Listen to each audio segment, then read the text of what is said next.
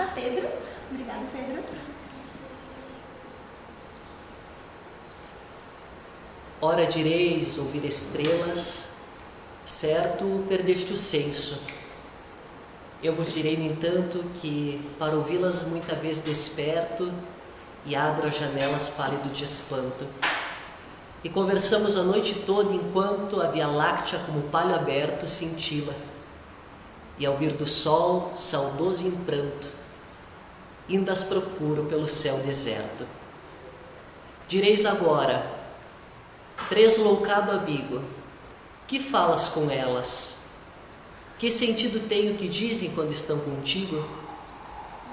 Eu vos direi, amai para entendê-las, pois só quem ama tem ouvido capaz de ouvir e de entender estrelas.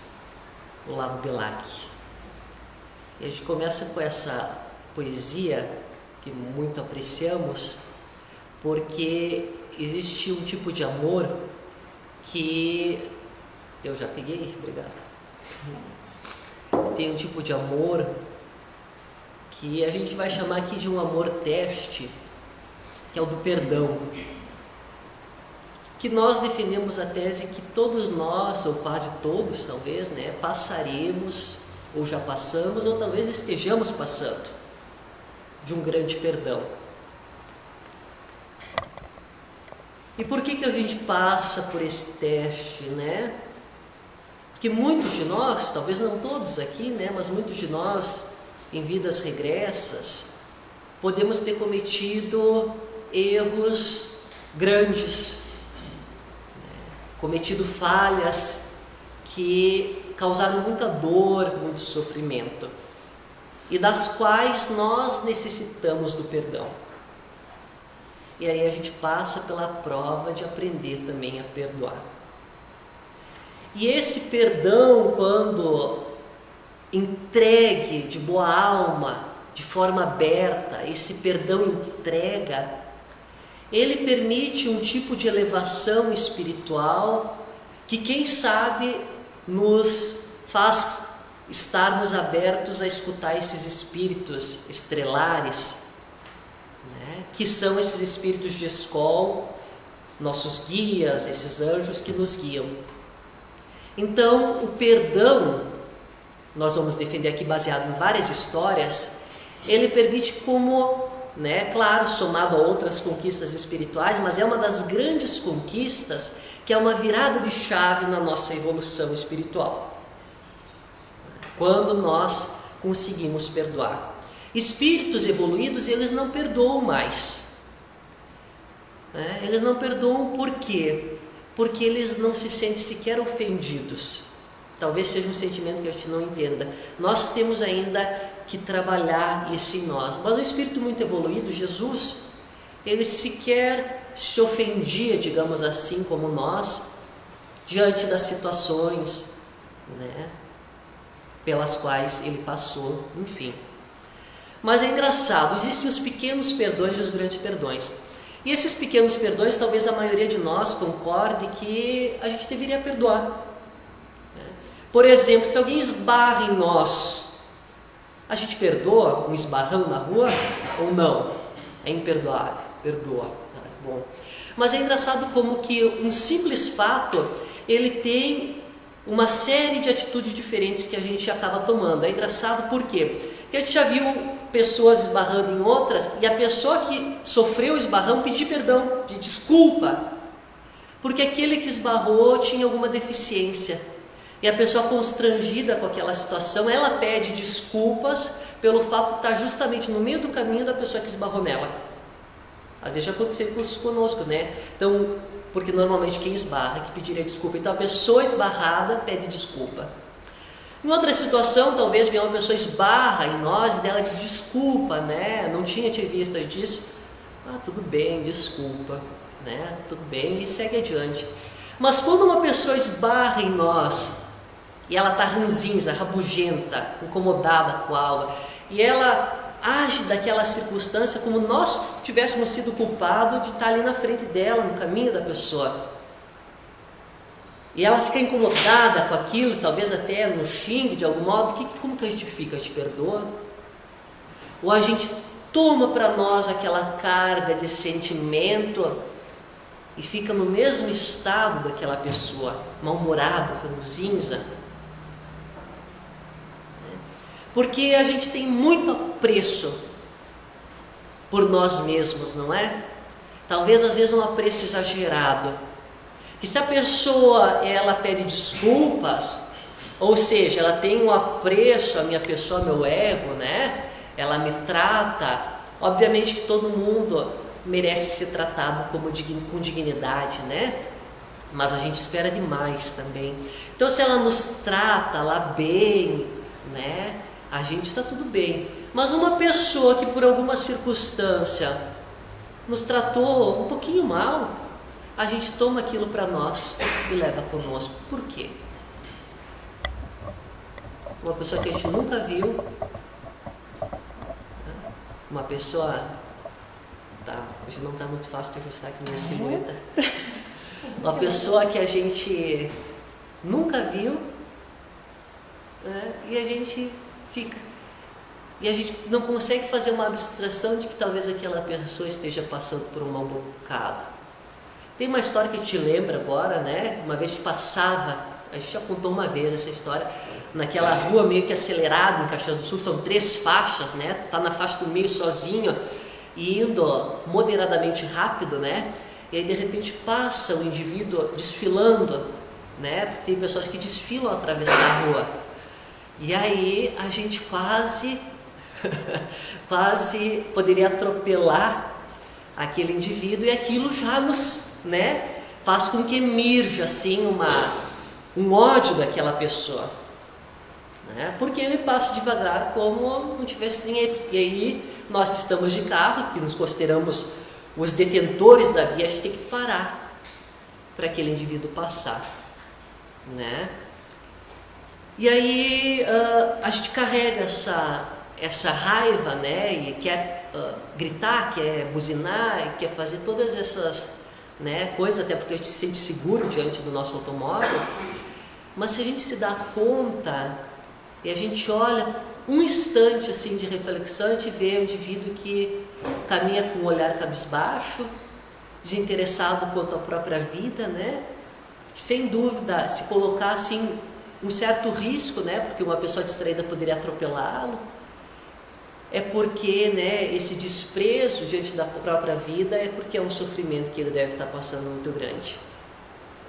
E aí muda totalmente a ótica, que em vez de raiva a gente sente amor ou afeto, ou uma compaixão, uma compreensão. E essa é a invertida de chave, esse é o entendimento. E quando a gente fala desses pequenos perdões, a gente está falando agora usando a razão. E a gente já vai ir para o coração. A gente está usando a razão porque... Fica à vontade. Que a câmera está caindo, não quero te desconcentrar. Agora vai ficar. A gente está usando a razão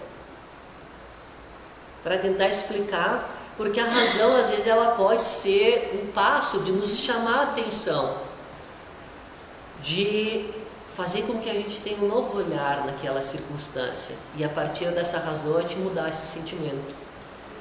Mas nos grandes perdões, às vezes a razão pode falhar, porque num grande perdão, quando alguém faz algo para nós, né, algum mal, ou tenta, ou deseja, ou uma traição, um abandono, uma infidelidade, né? Quantas situações que nos jogam no fundo do poço.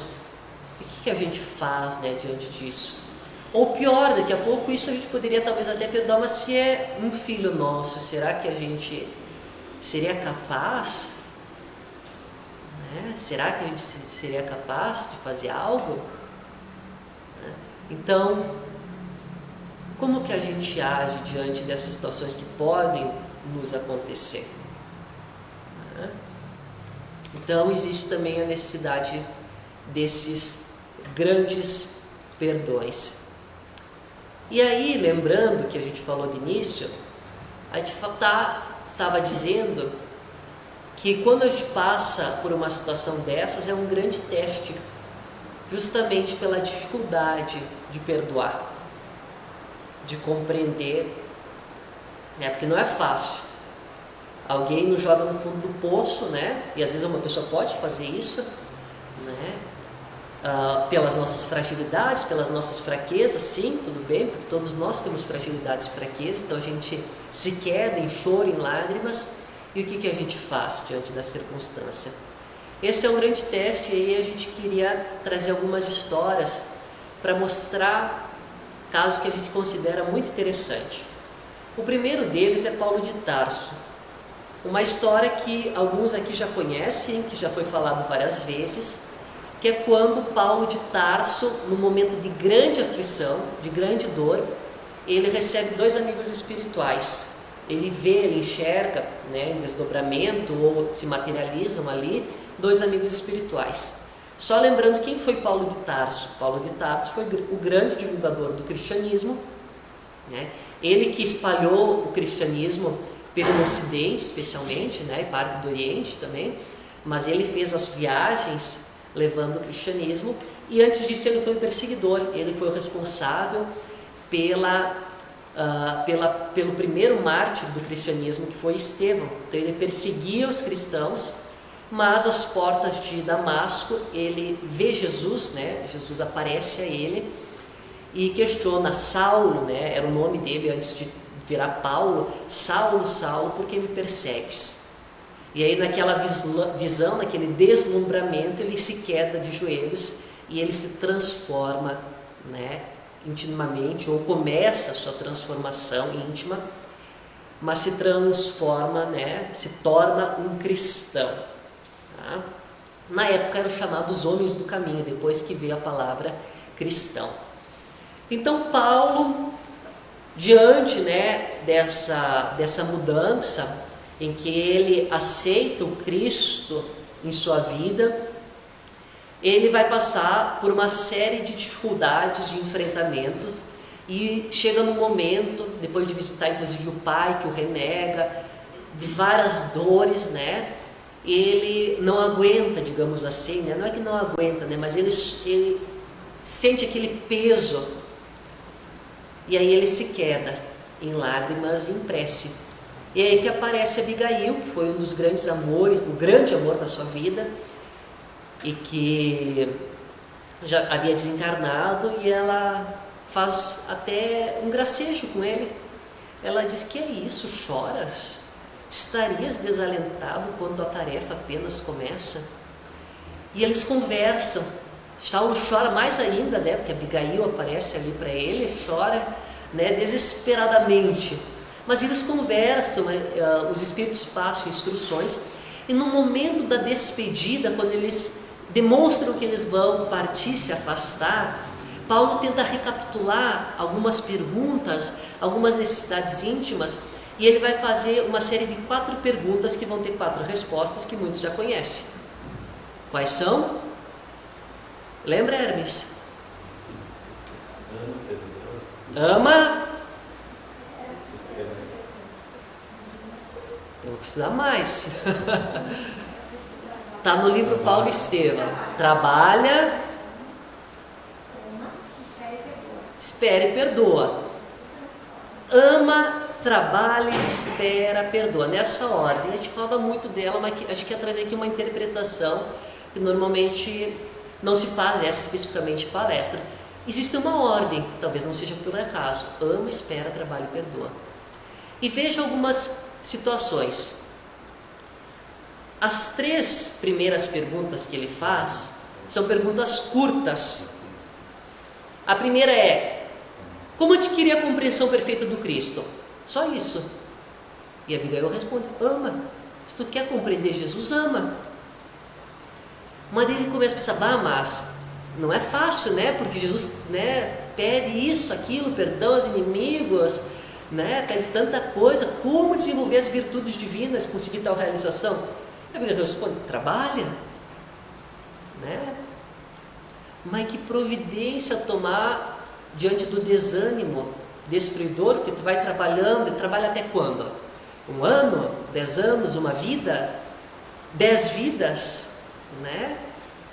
E aí, aqui eu estou fazendo uma interpretação, obviamente, né? Mas o desânimo, e a Joana disse, a Abigail, espera, trabalha, espera, trabalha, espera, trabalha, espera, quanto tempo for preciso, para desenvolver esse amor constantemente. As 3 primeiras perguntas são curtas e falam de necessidades íntimas do Paulo, questões que ele precisava desenvolver. A 4ª pergunta é um parágrafo, e ela vai falar de um problema que todos nós temos, problema que nos acabrunha muito, que são as pessoas, né? Porque as pessoas são chatas, são incômodas muitas vezes, né? E nos fazem às vezes mal, nos querem o mal, nos incomodam, entende? Então, às vezes as pessoas, algumas pessoas à nossa volta, são pessoas que a gente não gostaria de conviver, não é verdade? Quem não tem pessoas que não gostaria de conviver? Um chefe de trabalho, às vezes é na família, um parente, né? Alguém. Então tem pessoas que a gente gostaria que estivesse bem longe. Seria ótimo. Mas a gente tem que conviver com elas, porque isso é a vida em sociedade. É viver com o diferente também. E Paulo questiona justamente isso. Em toda a parte a confusão, o desinteresse pela verdade, pela luz interior, as picuinhas, né? Como agir diante de força tão heterogênea, de pessoas tão diferentes? Ele faz um parágrafo. E a última é perdoa. Então a 4ª e última, que ele faz toda um questionamento, é a do perdão. E o perdão volta lá para o amor, porque o perdão é esse aí que é a interpretação que a gente vai fazer, que a gente pode estudar juntos, obviamente, que é o perdão como esse teste derradeiro, né? Esse perdão verdadeiro, de compreender, de como o Evangelho nos diz lá no amai os vossos inimigos, né? Então esse é o teste. E por que isso? Bom, vamos trazer mais 2 histórias para nos embasar. A segunda é do Públio Lentulus. Públio Lentulus foi um senador romano, viveu no tempo de Cristo, viu Jesus uma única vez, se quedou em joelhos lá com o magnetismo espiritual de Jesus, mas não se transformou naquele momento, desconsiderou a oportunidade. E demorou algumas décadas para lá no final da sua existência ele reconhecer Jesus. Era um homem muito inteligente, justo, nobre, né? Mas orgulhoso. Esse homem, que a gente chama de Públio Lentulus, para quem não sabe, é o mesmo espírito que, quando Chico Xavier esteve aqui encarnado, foi o seu mentor, Emmanuel. Então é o mesmo espírito, nomes diferentes devido a vidas, existências diferentes. Então ele reconheceu Jesus lá no final da sua existência, nos últimos anos.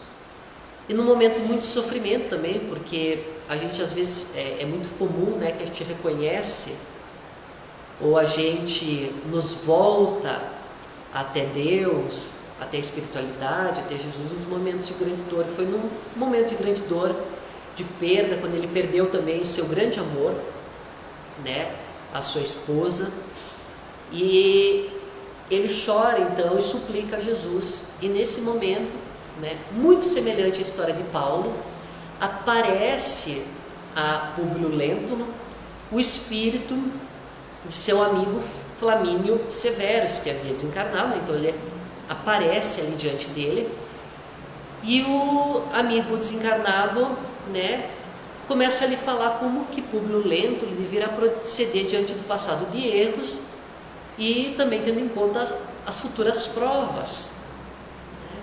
E ele vai instruindo o Públio Lentulus. Mas aí, semelhante a Paulo, e aqui nesse caso está no livro Há 2000 anos, quando o Flamínio estava começando a se afastar, o Públio ele começa a recapitular, né, e busca um último esclarecimento. Um último esclarecimento. Qual que foi? óbvio, né? Não ia escolher se não fosse esse. Perdoa. Uma palavra de novo. Perdoa. Esse era o último esclarecimento. E essas últimas expressões não é por acaso, né? A gente sempre tem a característica de guardar mais, né?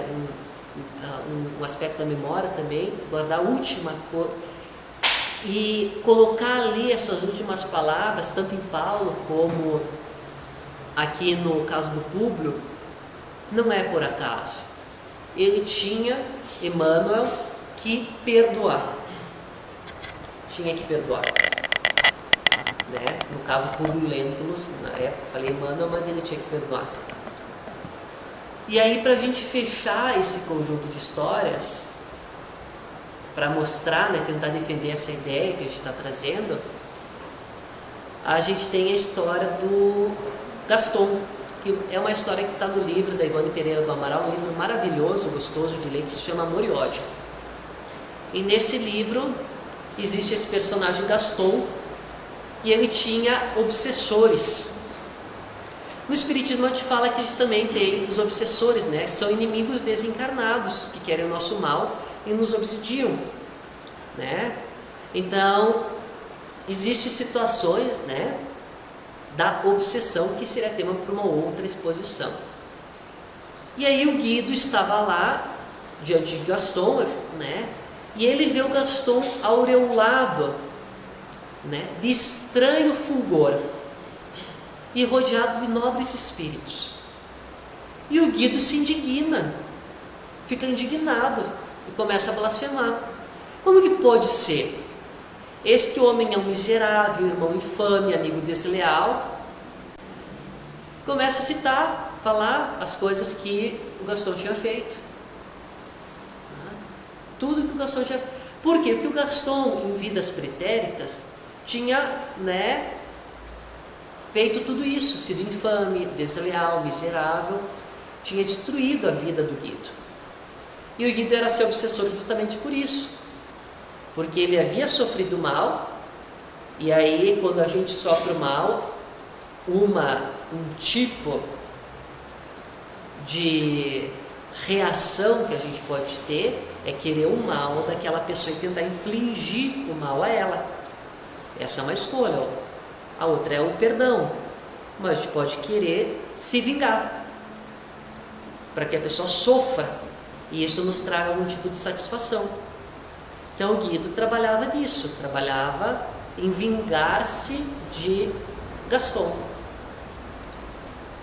E aí é engraçado que uma entidade angélica que observava a situação e escutou a indignação, ela se dignou a responder ao Guido.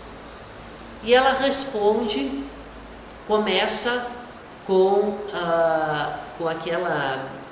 o C do português, né? A gente usa o C. Se, né, fizer isso, tarará, né? Ela começa com C. E aí ela vai dizendo, se nem os sofrimentos amar, se nem o arrependimento sincero, se nem a fereza das... E ela vai falando, se nem isso, se nem aquilo, e vai, né? E aí ela acaba dizendo assim, se nem tudo isso lhe valesse assistência espiritual que acaba de conquistar à custa do esforço próprio, ou seja, nem isso tudo que aconteceu, porque ele sofreu, né, ele se arrependeu, tudo isso contava a princípio, né? Mas digamos que não contasse. Se nem tudo isso lhe valesse assistência espiritual que acaba de conquistar à custa de esforço próprio, um gesto seu, um só, que teve desde o início do lamentável drama que vos enredou a todos, seria suficiente para elevá-lo no conceito das sociedades brilhantes do invisível. Um gesto, uma coisa, fez com que ele fosse elevado ao conceito das sociedades brilhantes do invisível, a essas estrelas espirituais. E aí o Guido fica espantado, que ele escuta tudo aquilo e ele diz, mas um gesto? Não compreendo, como assim? Um gesto. E aí essa entidade vai dizer, foi o leal, o generoso perdão que a ti como a teu pai, outro obsessor, espontaneamente concedeu, sem jamais desejar revides, em troca dos martírios cruciantes que o fizestes padecer sob as impiedades das vinganças. Só isso. O leal e generoso perdão. Então, essa é a tese que a gente queria trazer, né, de que o perdão é uma grande prova. Foi a prova que Paulo passou, foi a prova que Emmanuel, como Públio Lento, passou, foi a prova que o Gaston passou. No caso do Públio Lento, na literatura a gente sabe da vida pretérita dele, muito mal, de muito erro, né? Como aquela também, alguns erros naquela que ele estava, do Gaston também, das vidas pretéritas, muitos enganos, muita traição. Então passa por essa prova para ter uma compreensão diferente da vida, né? E quando a gente passa por essa prova desse perdão leal e generoso, essa entrega, isso permite um acesso, segundo essa literatura, a esses espíritos, né? Permite um acesso, uma mudança de chave, não que a gente se torne espírito puro, longe disso, tá? Mas há uma mudança, possivelmente, na nossa trajetória espiritual. Porque aí a gente não vai mais cometer os mesmos erros e os mesmos enganos. Que a gente vai ter uma compreensão do que esses enganos causam nas pessoas, as consequências disso. E aí a gente vai ter uma nova trajetória evolutiva. Não uma trajetória evolutiva de erros e expiações, nesse círculo vicioso de encarnação em encarnação, que a gente vai errando, se enganando, espiando e cometendo às vezes novos enganos. Mas uma trajetória de conquista, de somas maiores de conquistas espirituais. Então, se a gente está passando especialmente por uma situação assim, é a oportunidade, é uma oportunidade. E é interessante que isso também abre uma porta. Tem um caso que o Divaldo conta no livro Sexo e Consciência, que começa assim, com a pergunta: você amaria assim? E é a história de um casal americano, e o marido era engenheiro, e ele acaba recebendo uma oportunidade de ir no Japão participar dos esforços de reconstrução do país após a Segunda Guerra Mundial. Foi lá no final da década de 40, 50, né? Mais especificamente em 1947. E aí acaba convencendo a esposa e vai. Só que passam-se os meses, ele vai trocando cartas e tudo mais, né? As cartas depois vão ficando mais esporádicas, a esposa pensa que era pelo trabalho, até que o marido, né, ele escreve uma carta pedindo perdão, né? E ele acaba essa carta dizendo: você seria capaz de me perdoar? É que ele fala que não havia aguentado a solidão, a abstinência, os trabalhos ásperos, né? E havia se casado com uma japonesa. Pediu o divórcio pelos meios legais e acabava a pergunta, né? Com esse tapa na cara ainda, podia não acabar assim, né? Você será capaz de me perdoar? Né? E ela se dobra de dor, né? Dessa deterioração afetiva, né? Essa apunhalada.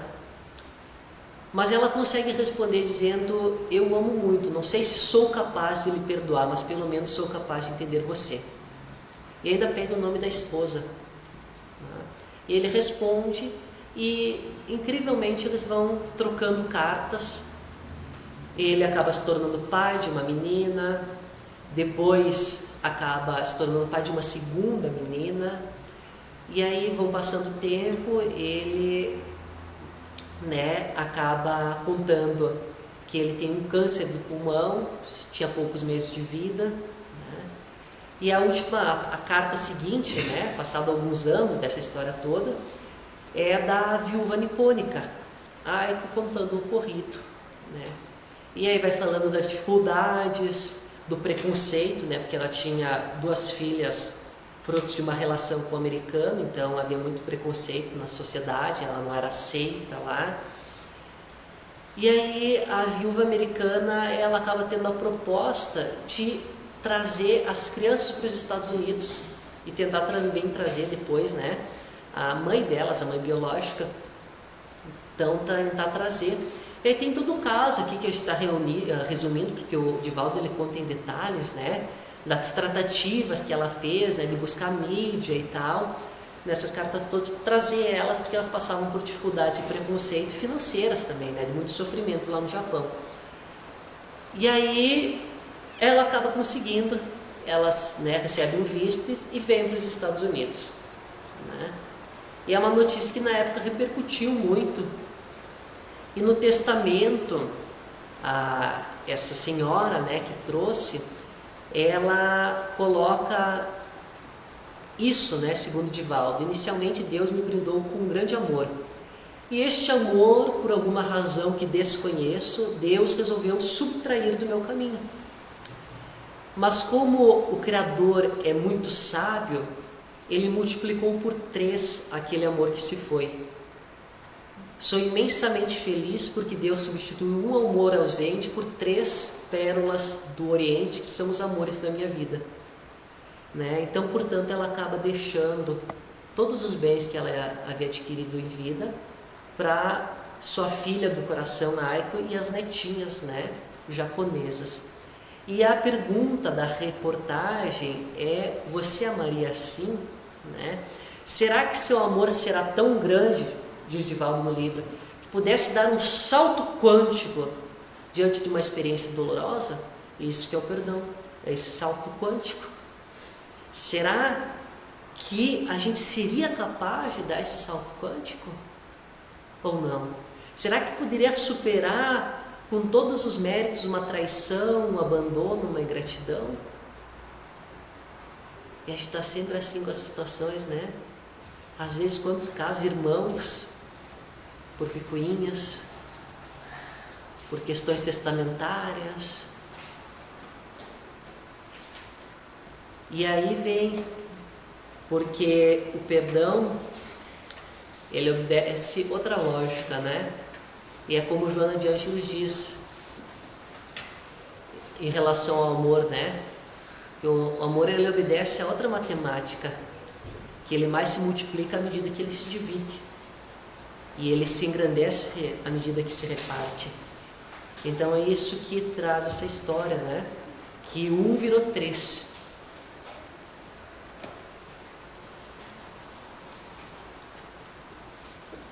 Então a gente lembra, né? Só quem ama tem ouvido capaz de ouvir e entender estrelas. Que a gente possa ir para os passes, né? Depois ir para casa. Que a gente possa exercitar na nossa vida essa busca de sermos melhores, mais compreensivos, mais tolerantes. E por saber as nossas imensas fraquezas, a nossa pequenez,